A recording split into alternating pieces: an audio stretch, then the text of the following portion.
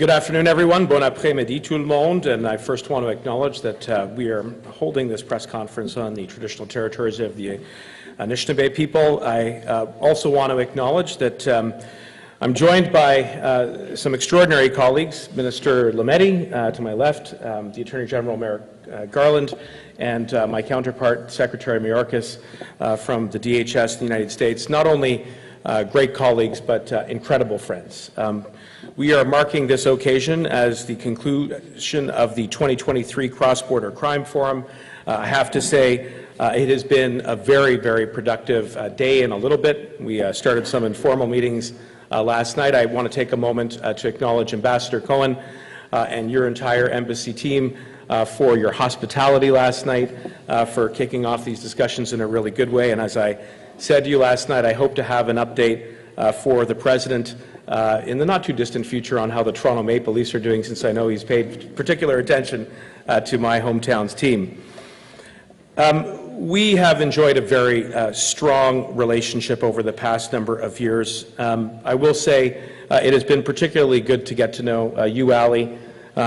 We share a lot in common, obviously being descendants of immigrants, but our professional careers as federal prosecutors and then becoming involved in public life and now getting to work on public safety and matters of national security. The ability to have a steady and very strong collaboration between the two of us, our two teams, has been truly a privilege. And I would say the same thing to you as well, Merrick, getting to know you over the last number of years and all of the work that you and David are doing together on the justice portfolio has been quite remarkable to watch. Je suis ravi d'accueillir mes amis le secrétaire Mayorkas et le procureur général Garland au Canada, quelques semaines seulement après la visite historique du président Biden. L'année dernière, le secrétaire Mayorkas et moi-même avons convenu de rétablir le forum sur la criminalité transfrontalière. Ce forum vise à assurer la sécurité de nos deux pays.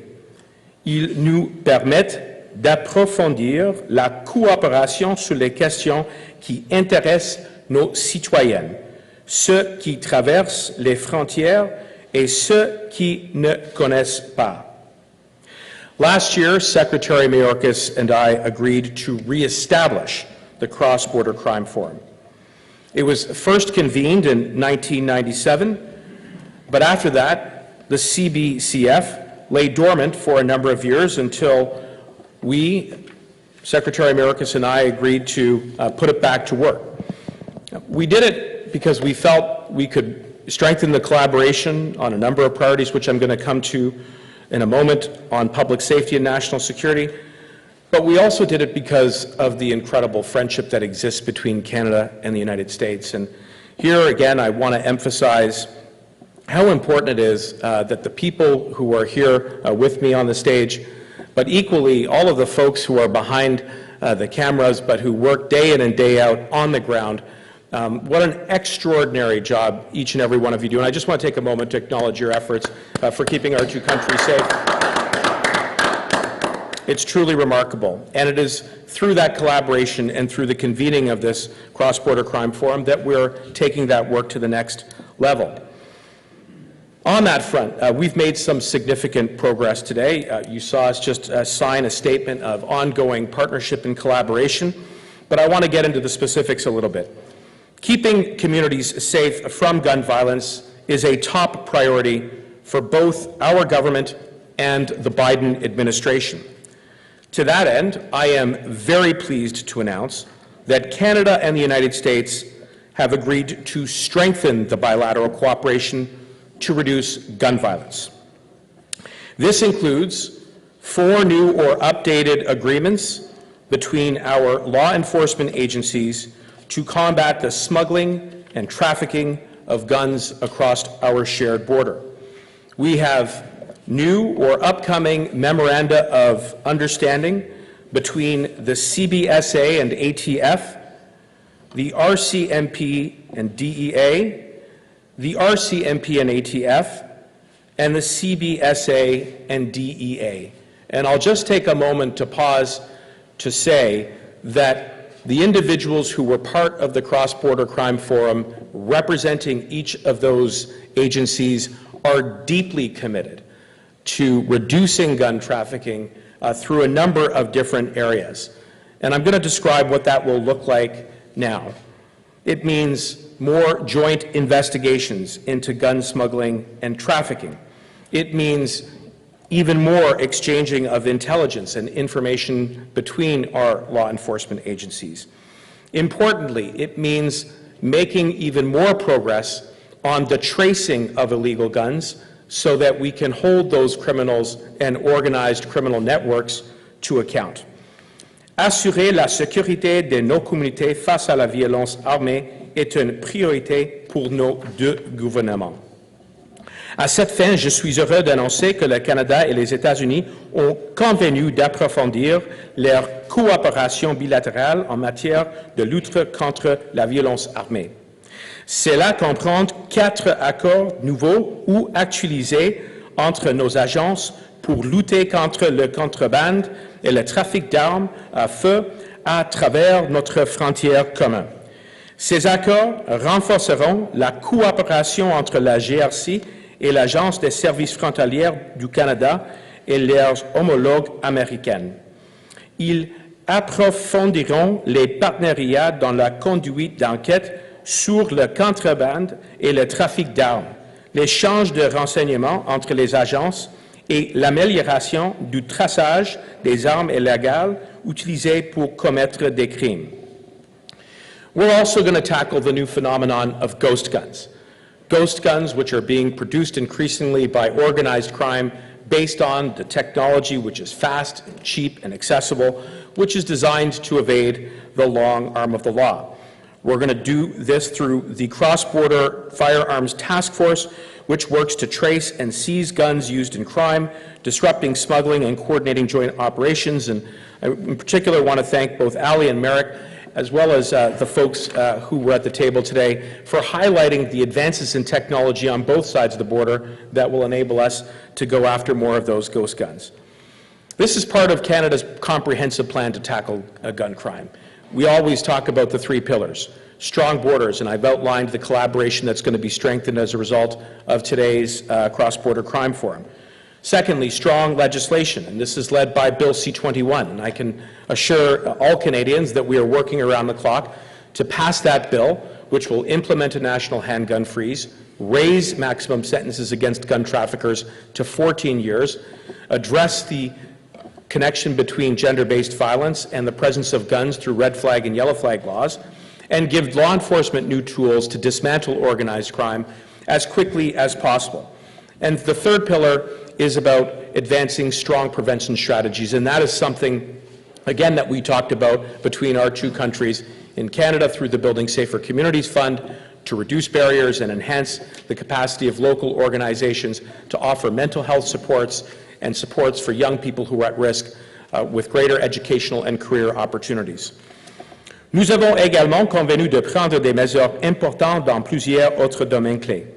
La crise des opioïdes est l'un des pires problèmes de santé publique et de l'histoire récente de nos pays. Aujourd'hui, nous avons convenu d'élargir l'échange de renseignements pour soutenir les enquêtes, perturber la chaîne d'approvisionnement, s'attaquer au financement illégal et collaborer avec les entreprises chimiques. Nous avons également convenu d'approfondir la coopération dans la lutte contre la criminalité organisée, dans notre travail pour protéger les communautés contre les délinquances sexuelles et dans les efforts pour mettre fin au trafic d'êtres humains.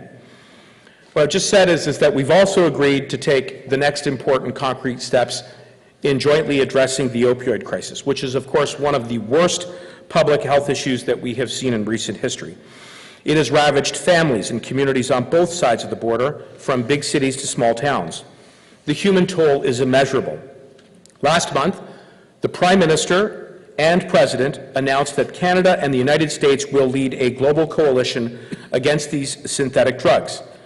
Building on this progress today, we agreed to expand intelligence, sharing to support investigations, disrupting the supply chain, particularly around precursors, addressing illegal financing, and engaging and working with those in the industry. As we keep our communities safe from sex offenders, I also want to point out that Canada and the United States will continue to improve information sharing. There are a number of other issues that we also spoke about with regards to human trafficking, anti-money laundering, and of course, our ongoing collaboration in the sharing of information and intelligence when it comes to combating foreign interference to protect our democratic institutions. These are all critical priorities which we have been laser-like focused on, not only for the last day and a bit, but indeed for many years now. And today marks the next significant milestone in that partnership, in that collaboration, and most importantly, in the very strong and unwavering friendship between Canada and the United States. And again, I do want to take a moment to thank you, Ali, Merrick, and of course my colleague David Lametti for your leadership, and again to everybody else who made this opportunity a reality. Thank you. Merci.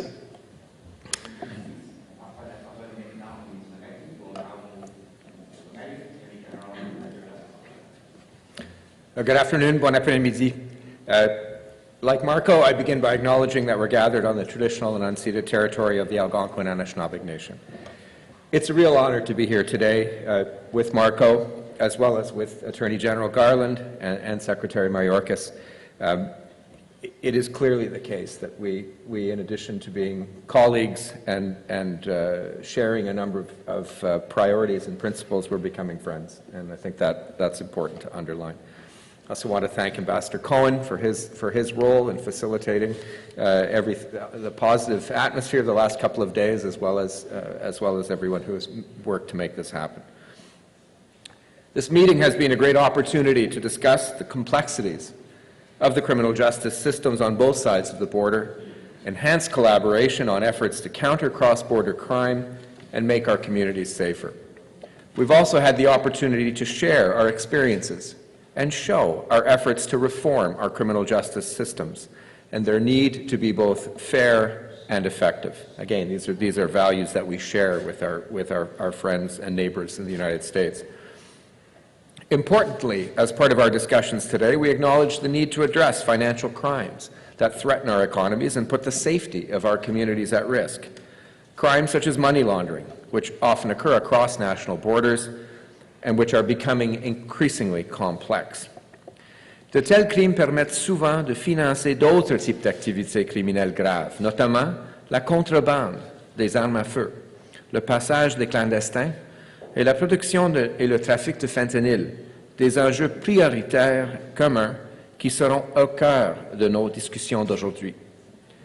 We also recognize the increasing use of virtual currencies to enable these crimes and launder their proceeds, as exposed in a recent Financial Action Task Force report. The use of cryptocurrency to fund illegal activities poses serious challenges to our law enforcement and prosecution officials. We agreed that officials on both sides of the border should explore additional opportunities to collaborate and coordinate their efforts to counter the criminal use of virtual assets. Additionally, we discussed the complexities of criminal justice reform and our ongoing efforts to implement more effective, equitable, and inclusive approaches to community safety, to criminal justice, and to law enforcement. We recognize the importance of ensuring that any new law enforcement measures carefully consider their potential impact on groups who are already overrepresented in the criminal justice system. Je suis convaincu qu'ici, au Canada, nous pouvons rendre nos communautés plus justes et plus sécuritaires en travaillant de concert avec les provinces et territoires et l'ensemble des intervenants dans le système de justice. Pour ce faire, il est essentiel que nous nous attaquions aux causes profondes de la criminalité, dont les problèmes de santé mentale, les dépendances et l'itinérance. We do not accept that our important work to addressing systemic racism and discrimination in the criminal justice system is in tension with maintaining public safety. The contrary is true. Fairer, more inclusive communities, communities where everyone can access justice, are safer communities.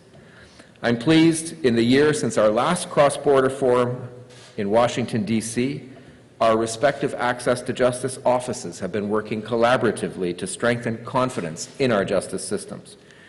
Ensuring access to justice is one of the most pressing issues we face in modernizing and transforming our justice systems. les obstacles à un traitement équitable devant la loi, sans préjugés ni discrimination, et les inégalités au sein du système de justice pénale nuisent à l'établissement de communautés sûres et sécuritaires. I'm grateful for the close collaboration between various departments and agencies present today. And again, I would like to thank Merrick and Ale for joining us in these very important conversations. Thank you. Merci.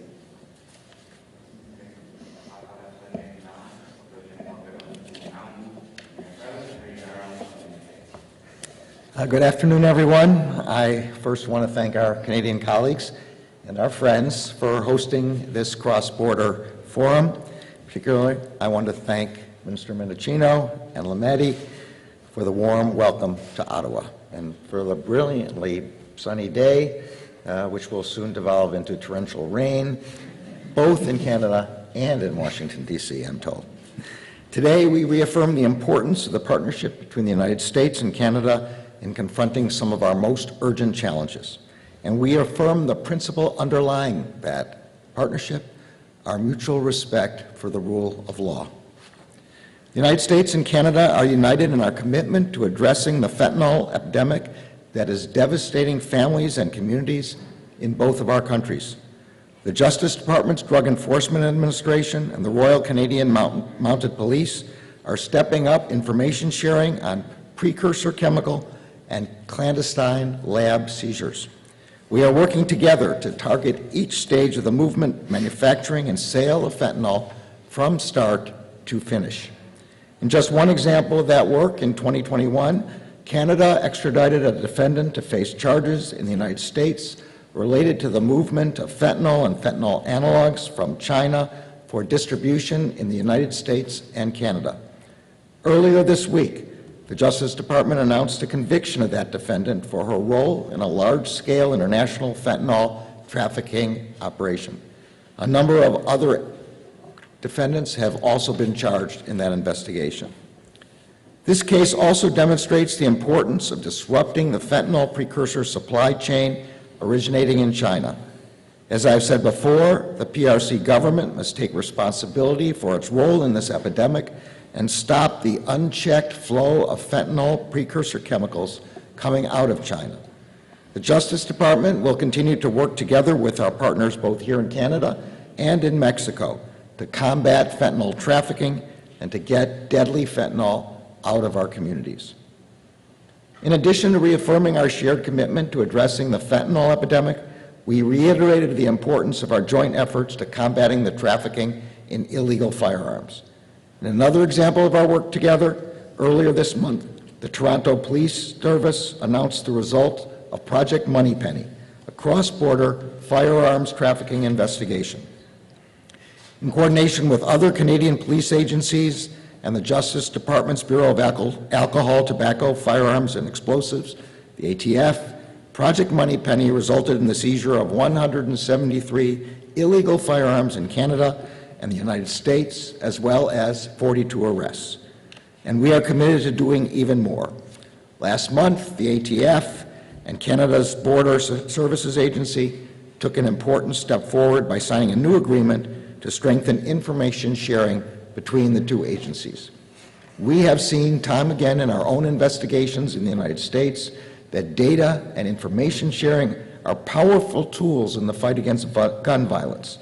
They enable us to turn evidence collected at crime scenes into the leads that assist in identifying, investigating, and prosecuting those who commit violent crimes. The Justice Department is using every tool at our disposal to combat gun trafficking and hold accountable those who are flooding our communities with illegal guns.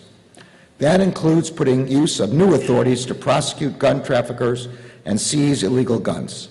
Last year, the United States Congress passed the first major gun safety legislation in nearly 30 years, giving the Justice Department new tools to disrupt gun trafficking networks. Our prosecutors have since charged defendants across the United States with new violation of that anti-trafficking law.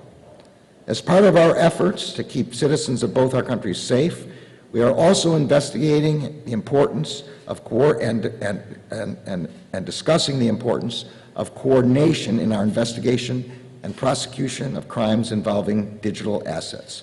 We discussed how we must work together to crack down on criminal cryptocurrency transactions and take down the online criminal marketplaces that enable them. Finally, we reaffirmed the importance of the principle that unites our countries, adherence to the rule of law.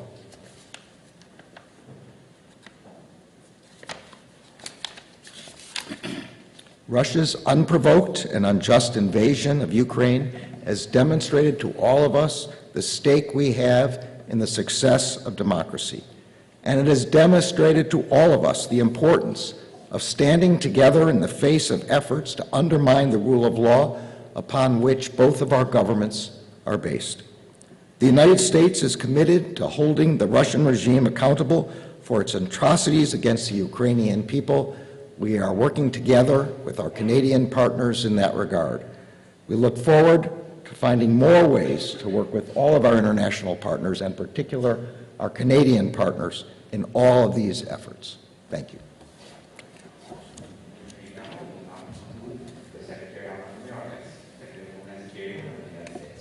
Thank you very much. Je peux parler seulement un peu de français. Bravo, And, bravo. Therefore, I will speak with you all just in English. And I'm very proud to be here in Ottawa. This is my first official trip here to Canada in my role as the Secretary of Homeland Security. The work of public safety and public security is work performed by people for people. And it is vitally important when two countries are neighbors that they also be partners. And that is indeed what we are, incredibly close partners with Canada and with the people of Canada and Canada's remarkable representatives. We are more than that, as Minister Mendicino mentioned. We are friends. And not just the four people here who share a friendship, but the people whom we represent are also friends, and that is an extraordinary catalyst in achieving the work that we need to do for our respective communities. I am very grateful to Marco and to David, to Minister Mendicino, Minister Lametti, for hosting us today at this historic Chateau Laurier. We held very, very productive discussions about how we can continue to strengthen our vital partnership. The security and prosperity of North America is a shared responsibility, and we are especially grateful to have such a strong ally and partner and friend in Canada. Our nations are much, much more than just neighbors, as I have referenced. We share our history, culture, interests, and we share, very importantly, democratic values.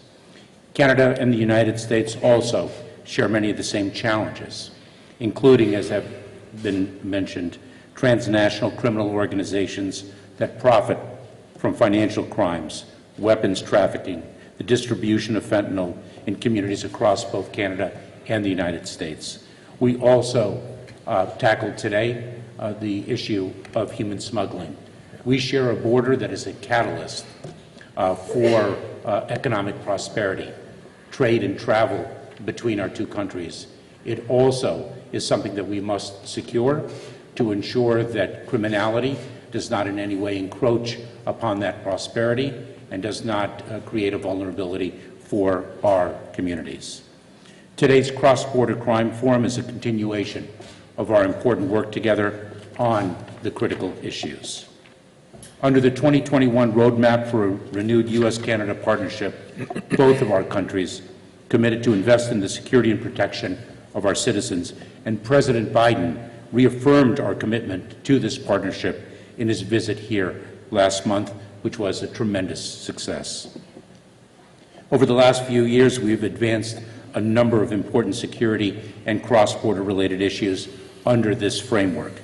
We know there is always more work to do in response to the increasingly dynamic and complex threat landscape we together face. We have made great progress on items discussed at last year's forum, such as on the tracing of firearms used in crimes. At today's forum, we agreed to expand intelligence sharing to support interdictions and swift law enforcement action. It is through our work together, through critical engagements like this cross-border crime forum, that we will continue to ensure North America remains secure and prosperous, and our communities and people are protected. Thank you, and thanks to our extraordinary hosts, partners, and friends.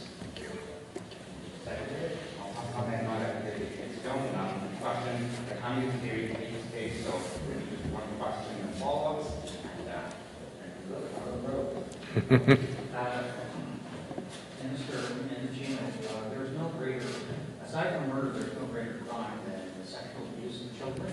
The Americans have been knocking on Canada's door for a considerable period of time because they share the names of convicted pedophiles who are coming into Canada, either cruise ships or airlines, but leading on to the same, and they want that reciprocity. What are you going to do about it? Because the government, I mean, this is going on for a considerable period of time, so what are you going to do about it? And Mr. Secretary, depending on what he has to say, I'd like you to respond.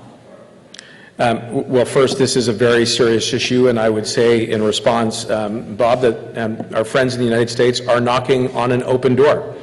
And in the last 2 days, within the last 36 hours, Minister Lametti will correct me, he has introduced legislation through the Senate, which we hope to pass into law, that will take very important and strong steps when it comes to sharing information about those sexual offenders who have been placed on the registry here in Canada with the United States.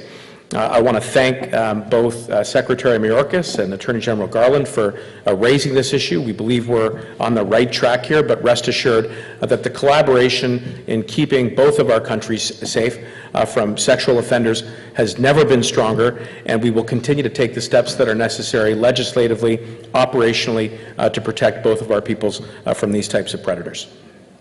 If I might just add on what Marco said, so in addition, yes, we understand the importance of this issue to the United States, obviously, but I did table in the Senate Bill S-12. Part of that bill includes, it is a bill meant to protect the register of sexual offenders here in Canada and to respond to a Supreme Court decision that struck it down in part. But in addition, we're making it more robust, and two of the provisions that we will add, to that we're proposing to add, are requiring sexual offenders who travel across borders to give a 14-day notice to the RCMP. That, in turn, will be information that might be able to be shared with American border officials or others. And we're also requiring sexual offenders to give an itinerary of places that they are going to go, again, for the same reason. Glenn McGregor, CTV News.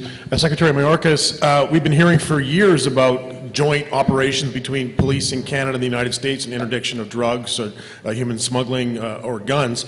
What is different about these memoranda that you've signed today? What is actually going to be done differently that you haven't done in the past, and why weren't you doing it in the past? So we are perfectly aligned in our objectives when it comes to safety and security of our respective communities. Our law enforcement agencies at the federal level have been working very, very closely, are inextricably intertwined in achieving those objectives. We've been so, and there's always, as the threat landscape proves so dynamic and complex, as changes in that landscape occur, we identify ways in which we can strengthen that partnership and take action. What type of information are we now picking up? Are we now acquiring that we need to address that perhaps we did not pick up a year or two ago? And so this is a very dynamic environment. We respond to the dynamic landscape by dynamism in our law enforcement actions. We had so many federal law enforcement offices and agencies represented in Canada, in the United States today. We have joint task forces.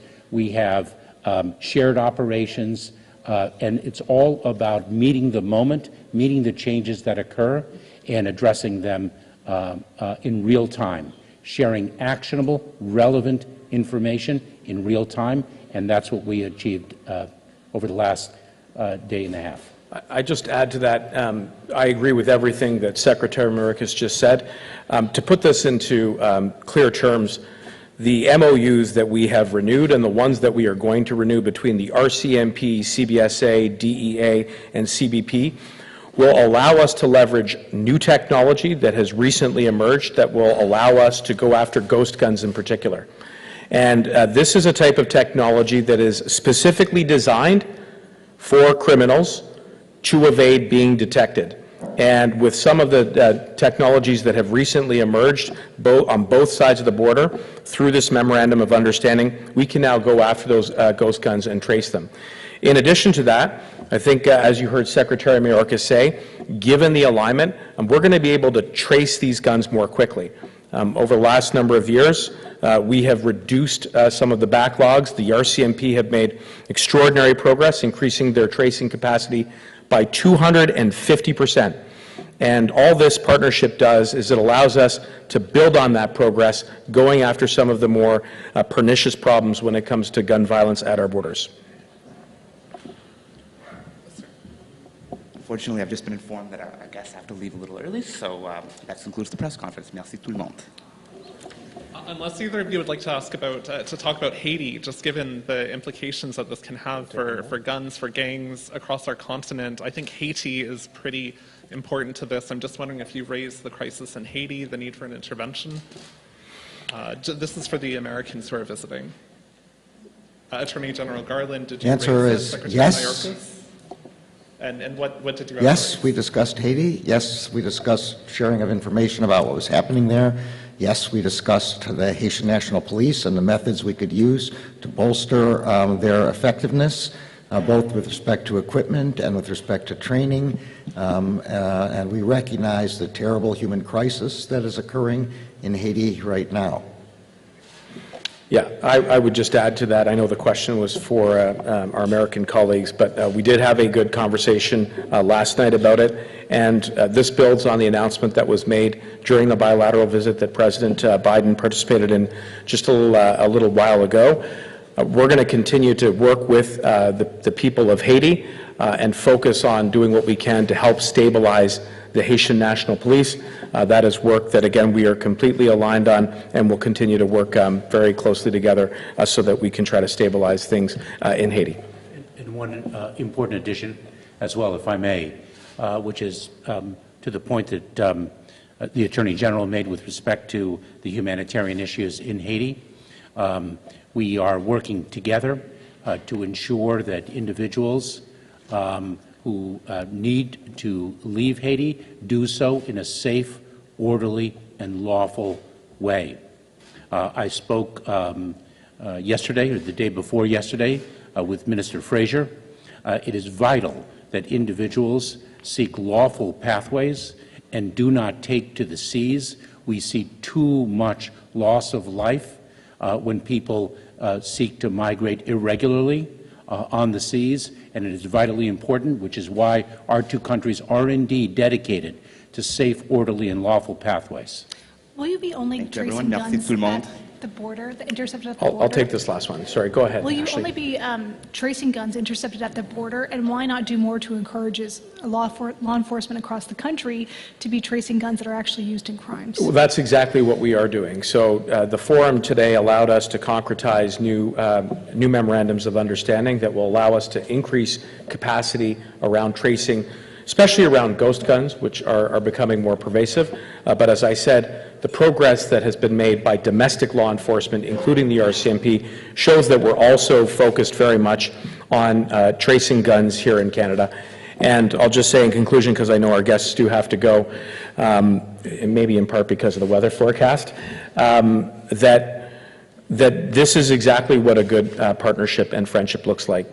It's bringing together different branches of law enforcement and national security, and not only with the folks here, but everybody in this room, and among the agencies who do extraordinary work in keeping both of our countries safe. And I want to thank our guests again. Thank you very much for coming. Thank you.